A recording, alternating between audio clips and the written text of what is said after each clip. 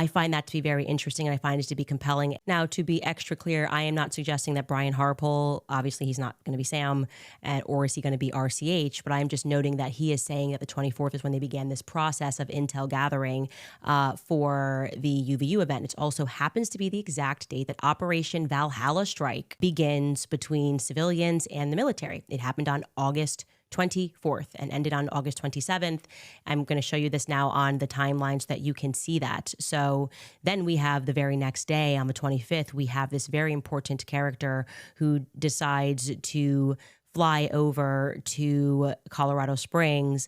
And then that important character flies into Las Vegas. Presumably he departs off of the plane, he or she, I'm going to go with he here. I don't know why. I feel like that's right.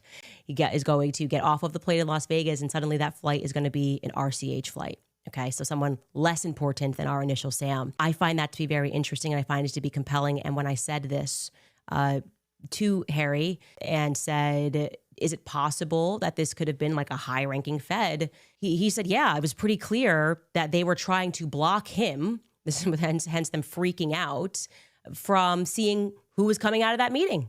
That was the hustle. That's what they were fearful of. He said that there was an undercover Fed, or he said it could have been an undercover Secret Serviceman. He was, like I had this many 06s, lieutenant colonels, signifies to be that this is like a Pentagon level meeting. Everything he has said is checked out. I am telling you, we have multiple emails from people that are currently stationed there, and they have made it clear to me that, Candace, I know you don't know anything about the military, but you should know, particularly regarding Fort Huachuca. It is an intelligence base. It's not where you're going to scramble jets off of after a terrorist attack. This is where they train people that are in the intelligence community for covert missions.